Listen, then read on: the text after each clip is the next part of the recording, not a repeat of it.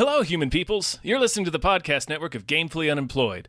To support us and gain access to great exclusive podcasts like Fox Mulder is a Maniac, Tom and Jeff Watch Batman, Star Trek The Next Futurama, and our latest show, Spiel Boys, head over to patreon.com/gamefullyunemployed. We do game streaming, movie nights with our patrons every Friday night, and you can even commission your own podcast about anything you want. Literally anything, within reason, and we have to do it. You are quite frankly out of excuses not to go visit patreon.com/gamefullyunemployed. That's patreon.com/GAMEFULLY unemployed, which is spelled like it sounds.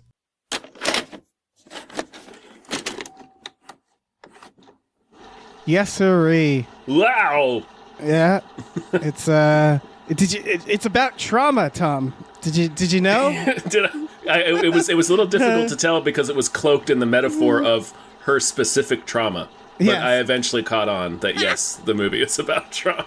Hey, everybody. Hello! My name is David Bell, My name is Tom Ryman.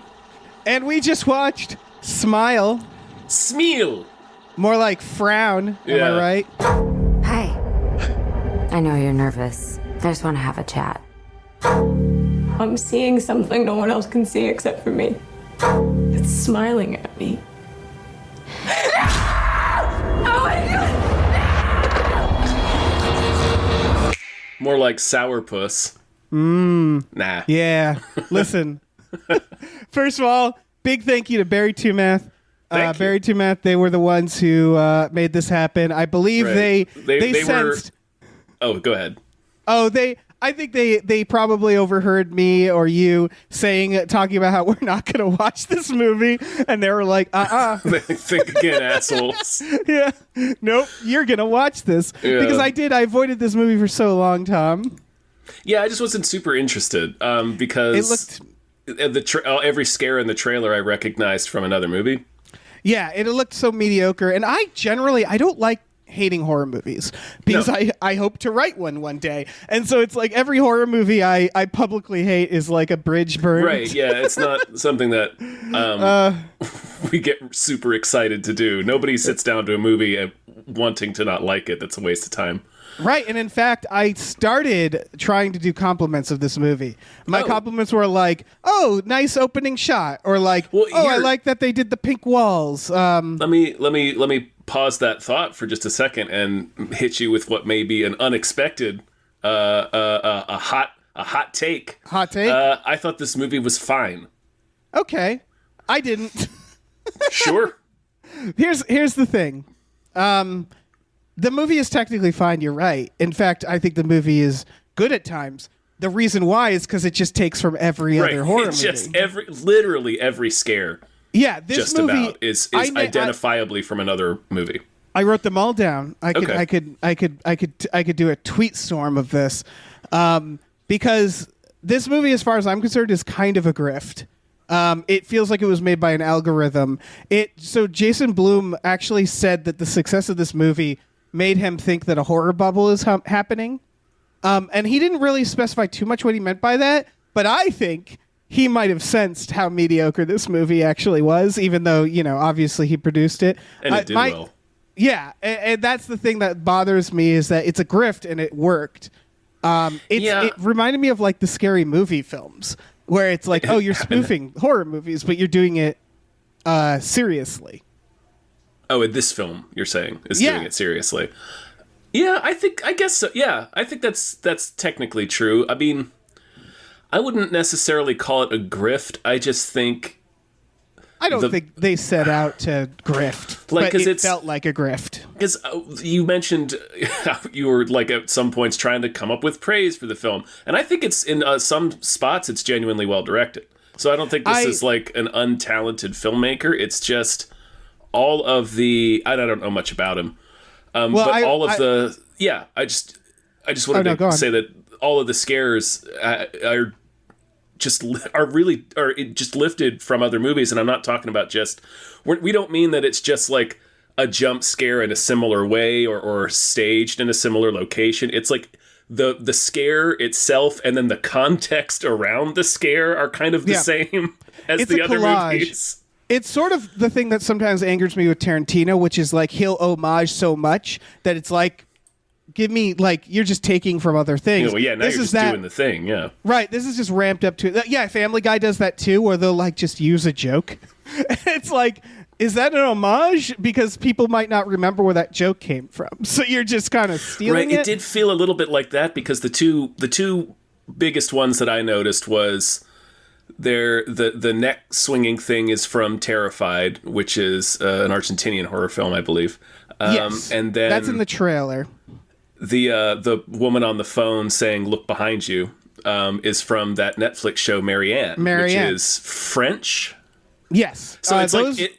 So both. I just wanted to say what the part of me that would say that this movie feels kind of grifty is because those two scares that I noticed are specifically from foreign films or from not American films. So it's like I wonder if this dude just thought nobody would notice. Right. So that's the thing. It's a bad grift because there's some where it's like they do literally. Okay, I'll go through the list. So you just mentioned Marianne. I flagged that. That's the idea of someone calling like 911 or an assistance, and then you realize the voice and the voice.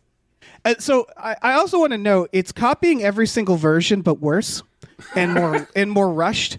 More obvious. More obvious because in Marianne, what it is it's like this slow burn realizing this.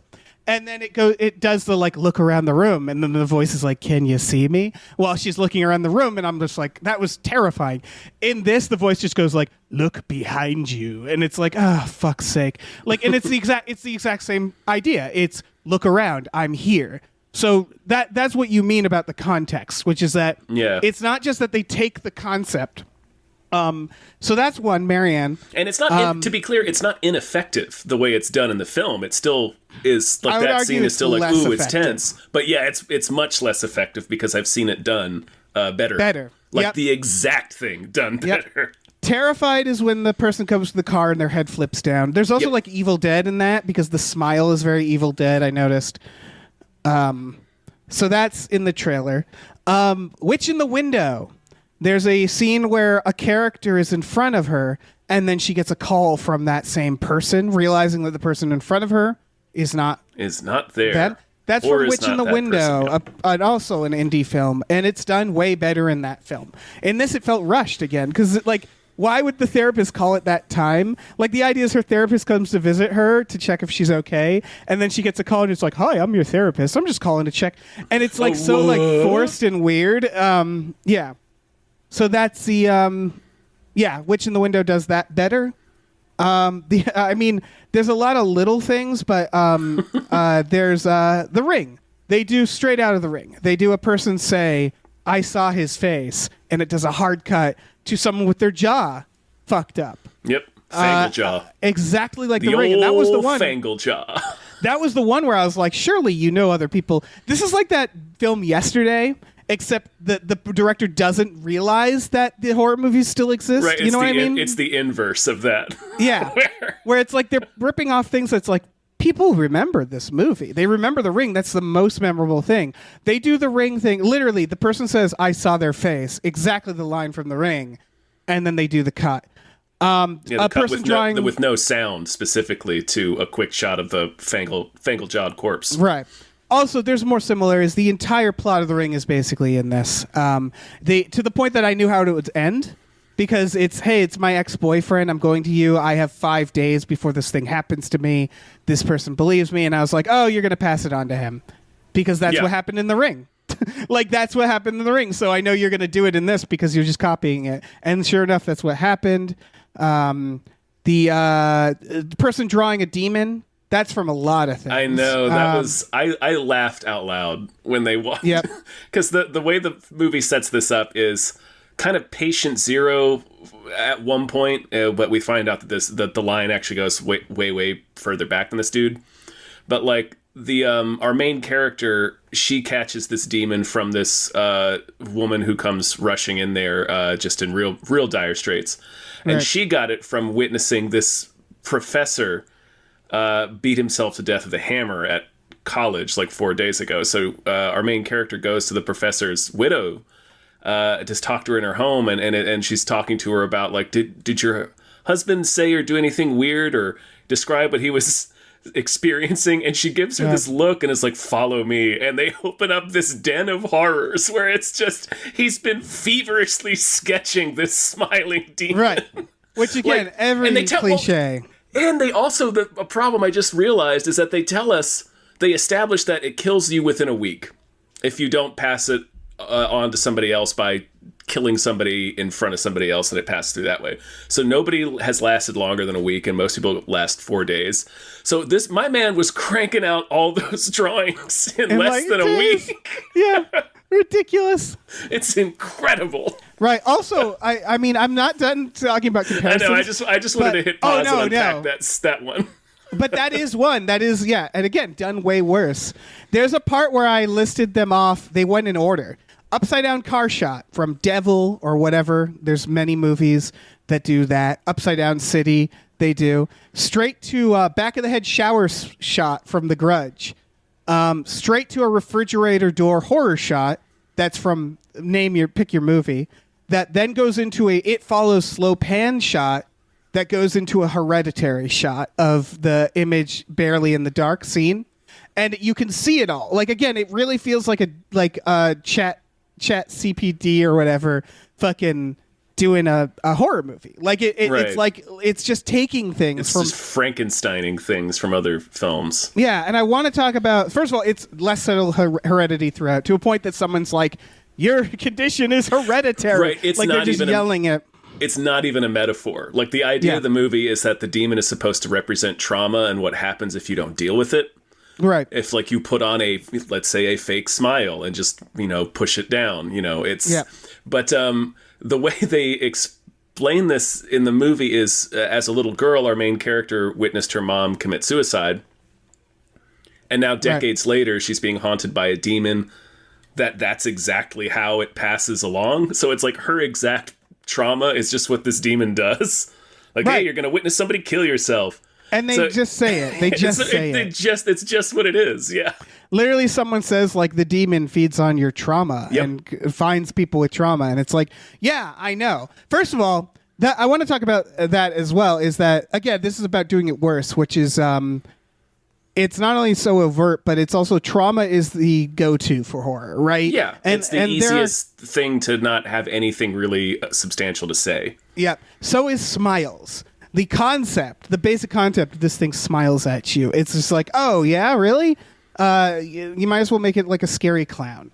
They don't even really do it that much in the movie. Did you notice They don't. that? No, they For a movie don't. called Smile, there so rarely are people smiling. Right. The one that pissed me off the most, and it's probably because I consider it one of the best horror movies recently, is they go hard on It Follows.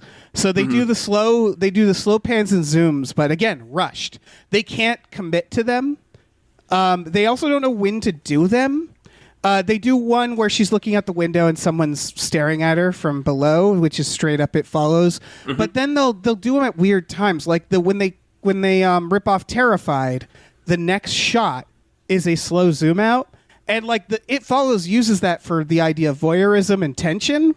But they don't do it for any motivated reason in this. They just do it. In that spot they did because it was panning out to show her nephew watching her freak out in a car from the inside. Oh, that's a good point. Because they do it a few times. When she the buys... most subtle thing they do in the movie is the idea that she's traumatizing her nephew. And it's not even subtle because she literally gifts her nephew a dead cat and then has a conversation with her sister where her sister flat out says, "You have traumatized Jackson." I definitely want to talk about the dead cat scene because I belly God. laughed. I belly laughed during that scene. God. They But clearly didn't tell the kid what he was holding up because it's a digital cat. It's clearly CGI. And and the kid's performance does not make any sense. For what it's supposed. Yeah. Okay. So this movie thinks we're dumb too, by the way, because the thing that made me laugh in that scene is in the lead up, she's like, "Where's Mustache? Have anybody seen Mustache?" Which is her cat, and we know it's her cat because we see her feeding her cat earlier in a weird like jump scare. They do the thing where they try to make cuts scary for no reason. They do like jump scare cuts of her like eating chips and her like opening a can, and it was like, oh, you're trying to get pack it in, huh? But then, so she's like, "Where's Mustache?" Then they do a scene where she buys her nephew's toys, and they do the It Follows thing. They drop the audio. They do this voyeuristic looking in on the store, which again I don't understand. Like I think the only reason they do it is because they know it's in other horror movies. But then the nephew opens his gift and it's the dead cat, and it's very clearly digital, and she starts crying and grabs the cat and she's like, "Oh my god!" And then the movie cuts to a tight shot of the cat's collar saying Mustache, and it was like, yeah, no, I know, movie. We understand. I know it's the cat. You don't have to do that. But they think we're very dumb, and that's like everything is kind of stemmed from that, which is like they spell it out. But then she stumbles back into a coffee table, smashes through it, and then sits for a moment in silence and starts screaming wordlessly like a toddler. Like a toddler who got hurt, and that made me laugh so fucking hard. It's real extreme. Yeah, there's a few times where she just wordlessly screams, like while just standing there. And in fact, there's the ending, which is a Tall Monster, which is straight out of, I don't know, Mama or Wreck. Well, didn't that have one? There's a few Tall Monsters. Yep. It's another cliche, and the thing peels its face off while she just stands there and screams, and I found that very funny.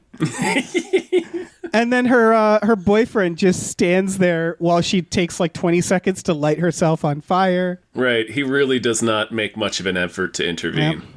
And then the ending credits song is a happy song, old-timey, like a lot of horror movies, except I don't think there's any... It's the Lollipop song, I believe. There doesn't seem to be any thematic connection there. Exactly. The connection is horror movies do this. It's an old-timey song, yeah. So let's do it too. And that's what it all comes down to, is it felt like the entire movie was just the director going, well, horror movies do this, so I'm going to do it too. I'm not going to think about why I'm doing it. I'm just going to do it because also... Go ahead. Going to the cabin at the end is Final Destination. It wasn't even a cabin. It was their house. Like that blew my mind. Like that's supposed to be their childhood home. And so this movie is so obvious that in the end of the film's climax is she literally goes back home to confront what happened. Right. To the most haunted looking house and then lights a single lantern. Fucking woods. Right. And it's like, go to a hotel.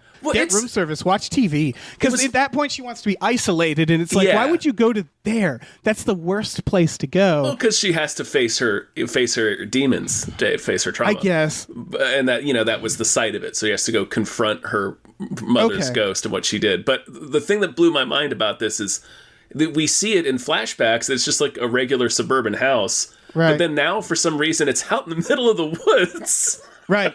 It looks like a haunted cabin. Also, she doesn't have to confront her demons in terms of like she does like thematically, but we sort of brushed upon this. So another big issue with this, you texted me mentioning this. Why would she think that's what she had to do? Because quite frankly, there's no rules. Unlike the movie It Follows, unlike a lot of good horror movies, there's no rules to what the demon wants or is doing. They don't even give her... They literally say, like, it's like 5 to 7 days is what they say. Like, so it's like they can't even agree on, like, a hard timetable. Yeah. And what the demon does in that time, it's that thing that a lot of horror movies do that are bad, is there's no rules to the demon, so it does the It Follows stuff. It does the Hereditary stuff. It just sort of jump scares her when it needs to. It does random things. It appears in audio. It does hallucinations. It physically attacks her. And it's like, what is it? What does it want? Does it have any consistency? And so they have the audacity to do like a fake out ending where she like burns her house down. And it's like, why would that solve it? Nothing in the movie said that would solve it. So why are you trying to make me think that would solve it? Because there's no rules. There's just no rules whatsoever. Yeah, and it keeps doing the thing because there's no rules. We don't really know what the demon wants. It does the thing that the Slender Man movie did, which I think we covered. Yeah, we did. Where it's every time she gets cornered by this monster, which happens a lot in the movie, the scene ends and it'll just cut away. It's like, oh, let her get away again. Right. And so like there's this idea they never explain this, so I guess I'm supposed to assume that it's kind of like a Pennywise situation where he's like fattening her up, so to speak, with little scaredy poos before he eats her. But like, it doesn't make any sense. So after a while, which I don't know, I kind of went back and forth on it because some of the fake outs I thought were a little interesting and kind of unexpected. I guess just because I wasn't thinking about it as hard. But then other times it can be like it starts to, after a while, it starts to eliminate the tension because you realize, well, we're only 70 minutes into this 2-hour movie. That's another thing. It's a little too long. So I know that this is not the end. Like, she's going to get out of this scene again. They're just going to either buy this back by doing none of that really happened. She's still just standing in one place, or they're going to have the monster just cut away and she's just in her car again, safe from the monster. Right. There sure is a lot of hallucinations in this. Yeah, there sure is a lot of just, again, there's a part where she goes to the hospital and kills a man in front of Cutman from House. Yeah. Kal and he Penn. pulls his face off. And then they just cut and she's back in her car. And I was like, okay, so that's a new thing that the demon apparently can do. Yeah. Like, was she imagining that? Was that did she fall asleep? What was it? And it's the whole movie is that where it's like, again, very obvious. So they do the It Follows scene where someone has to explain. This is actually a good example of why this movie is all the movies but worse. So she's a therapist, and a patient goes to her at the beginning and says, "This thing is following me. I can see it. It looks like other people." It's basically literally all the things the demon from It Follows is explained, except it's a patient explaining it to a therapist, which is as basic as you can get for this kind of exposition. Compare that to It Follows, which did it with this guy tying her up, who is like passed it on to her, and it was like, I pass this on to you. And in the scene, she has to deal with the demon. Terrifying fucking scene. Mm-hmm. And so you take these two things, which is like, how do we get this exposition out? I don't know. Just have the person explain it to a therapist. And like, that's just, again, the most basic way of doing it. It's real cliched and basic. Right. But so they set out these rules there, which is like, it looks like other people. It's a way. So I thought like, oh, they're going to constantly be doing the It Follows idea. Yeah. Which is like, she'll be in a crowd, she'll see someone smiling and run away. Mm-hmm. But then it doesn't do that, like you said before. It just does like a bunch of other horror things that are generic. It kind of does more poltergeist type stuff, where it's like you're there. She's hallucinating most of the time. Right. It's so like, very little smiles in this movie. I was really astounded. So like the question, of course, is like, what is it? Where does it even exist? Like, and It Follows, physically that is it. There it is, and it's following. Whereas this, it's just like, it's that thing where it's like, it's just like a presence. And like, what is the presence? I don't know. Is it floating around her? Is it watching her? What is it? They never explain that. And then at the end, it just physically shows up. And it's like, wait. It climbs inside her mouth. Right. But it's like a physical thing at the end. And it's like, where have you been? Did you? So like, that's what it is that, again, it's someone's thinking like, well, this is scary, so I'm going to do it. But they're not. There's no rules to it in a way that makes it tense for the reason you're saying. So like they do the YouTube scare, where she's listening to like something and she has to crank it all the way out and up, and the music drops. That was the most telling. Like, you knew a jump scare was happening, and then the jump scare is that the demon is like next to her, and that was another example of, that was like the first scare they do where it's like, oh. So it's not possessing people. Like, it's just, right. It's just, it's just kind of there. And one of the things it will sometimes do is pose as another person and then start smiling like a jerk at her. Right. And like but other times creep. It'll just show up and go boo. And it's like, also like, did she kill her own cat and put it in that? I think we're supposed to understand that. Yeah. Right. Because then that's interesting, because that means the demon can possess her? And you think, isn't that what the demon just needs? Isn't that all the demon needs? Why doesn't she kill herself? It has the structure of drag me to hell, but not like the narrative justification. Right. It's like, why is this demon harassing her? Yeah, like, why? it's like, why doesn't it just do what it does at the end, which is show up as a terrifying 10-foot spindly beast, scare her fucking senseless, and then just possess her and make her set herself on fire? It's like, why are we doing this song and dance for 5 days, demon? If it can possess her to kill her cat, why didn't it make her light herself on fire then? Right. Why is it like we need 7 to 5 days, depending on like business days, I guess. I don't know why it, again, like the ring, if you remember, 7 days signified how long she had been in the well. There was a motivation for it. This is just, I don't know, like a week. 4 days, a week sometimes. It's like, that's literally what they say. Oh shit, I had a thought, now it's gone forever. Oh well. Oh no, we're talking about the rules and like it possessing her. Oh, and, right. like, okay. I was going to say, like, this is, again, me doing some of the movie's work for it because it never explicitly says this, but I think you're supposed to understand that she was, like, hallucinated, and if it made her see things rather than, like, directly possessed her to kill her cat. Like, she probably thought she was doing something else. Right. They should have a scene showing that then. Yeah. Yeah. God, remember the fucking... There's multiple jump scares about beeping. Her alarm goes off. Mm-hmm. Why did her alarm go off? Did that matter? And then the phone rings, and they try to jump scare us. We haven't talked about her sister and her boyfriend, who are just cartoonishly terrible. Like, the first conversation is with her sister is how much it sucks that she's a doctor. It's like what? It's like the second or third scene, and it's a way to get a bunch of exposition out about kind of who they are and what their relationship is. But the way they do it is they're out at dinner, and it's just her sister and her sister's husband shitting on every aspect of her life. Yeah, and her again. She's a doctor at a psych ward in a hospital. She has a very respectable job. She has a house, a very nice house. Mm-hmm. She's doing great. It's one of those things where she's it's like, engaged to A-Train.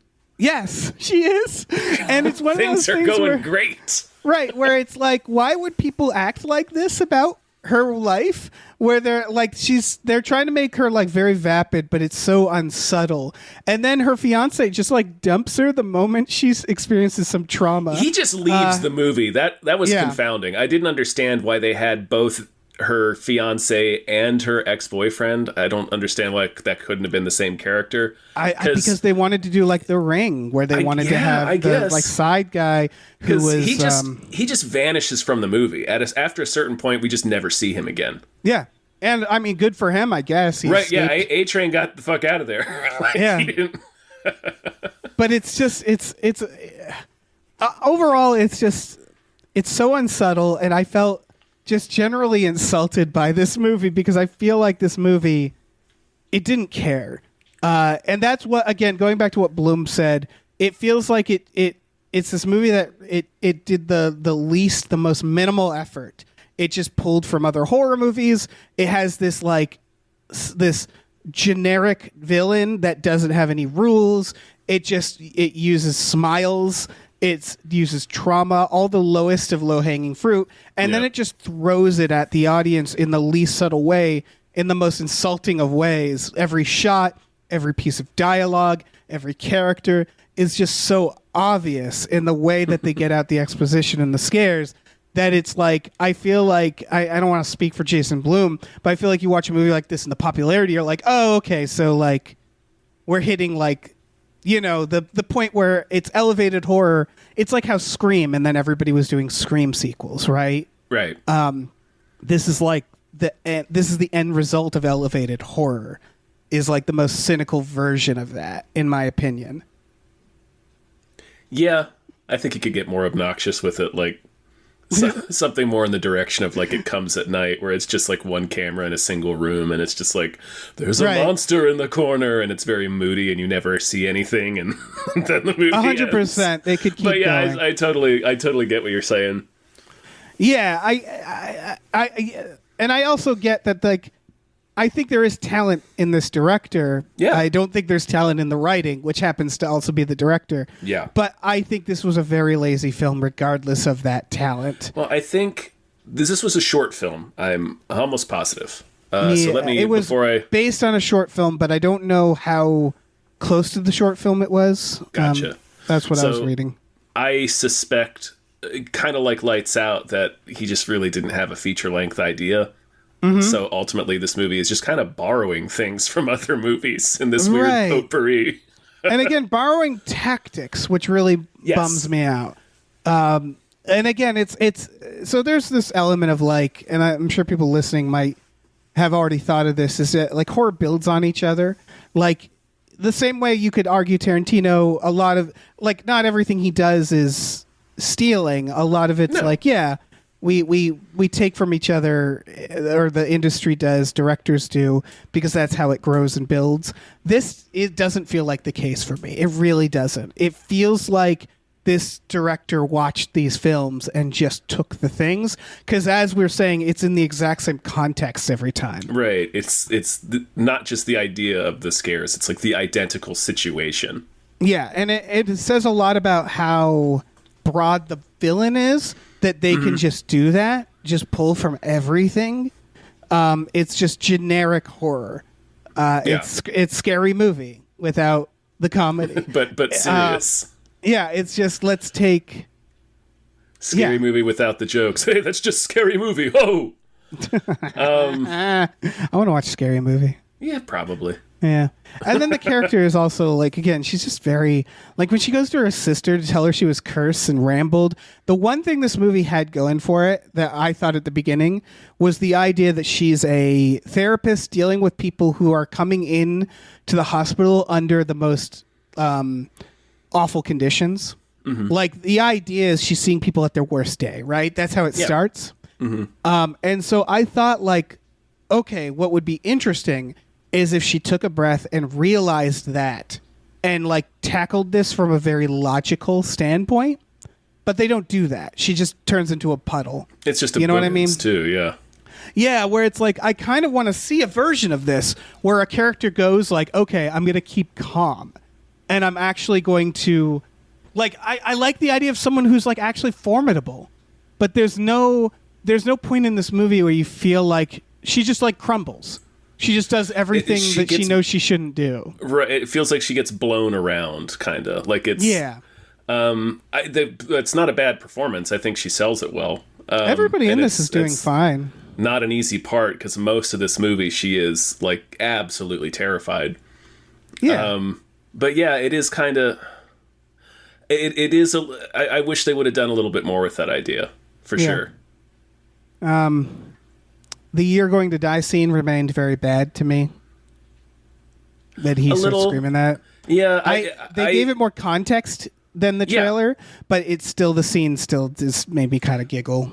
A little bit. I sort of appreciated that it's not really supernatural. It's just like, this is a ill man and she's in the state that she's in and he's screaming something upsetting at the top of his lungs. I didn't mind the idea of it. But when she calls in the orderlies, he's sleeping. So it is a hallucination. It is a hallucination, but it doesn't seem like it in the moment, if that makes sense. They gave it context. Because this character, you probably saw him in the trailer, he's saying that earlier. That's his whole like thing. Yeah. But it still I didn't find it scary. Also, wild... It was unnerving, I think, is more what I felt there. Wild to me that's what Kuttner decides to give her a break for. She should have already been on leave, right? Like her patients slit her throat in front of her. Yes. And then they're like, see you tomorrow. Yeah. You'd at the very least have to fill out a lot of paperwork. Right. It's just... Certainly after she gifted her nephew her dead cat and then crashed through the coffee table at a child's birthday party. Right. Certainly...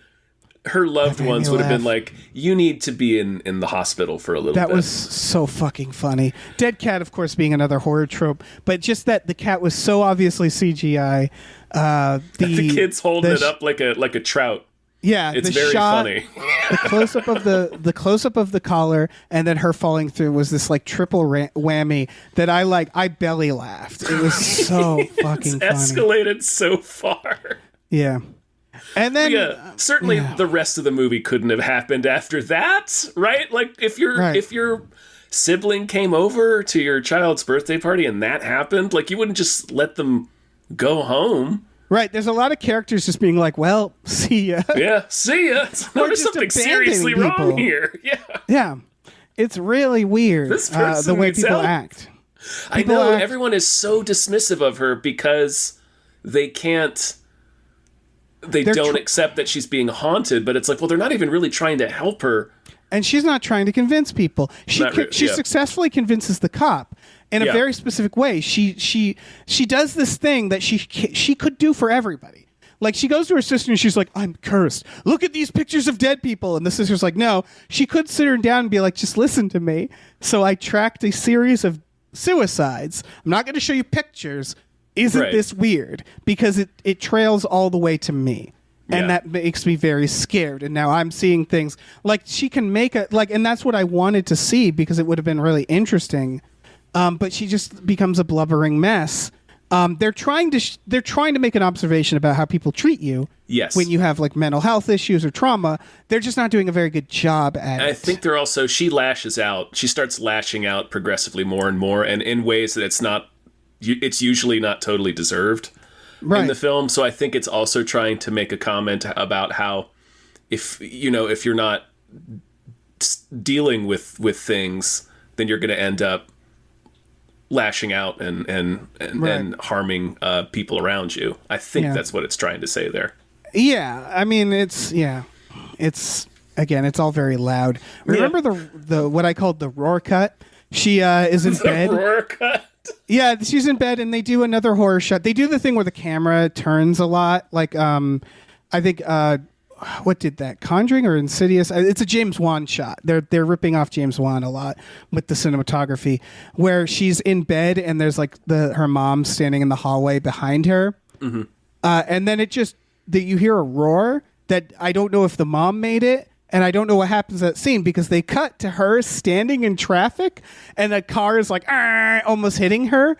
And I think so. At first I thought, did she teleport? Because she looks very surprised, but it's two different things happening. That just happens to be a scene that we jump into where she walked in front of traffic accidentally, and we don't see the lead up. They do a lot of cut jump scares, which is, to me, when a movie is very desperate. I think they're trying to insinuate that she's losing time, right? I don't know, because she never comments on it. She doesn't. She's just pretty bewildered by it. Yeah, and I was like, wait, do you not remember what happened between those two scenes? Because she just sort of continues about her day. Yeah, like, I think she just goes to her sister's house after that, and she's like, hi. And she knows why she's there. So yeah, I just lost half a day.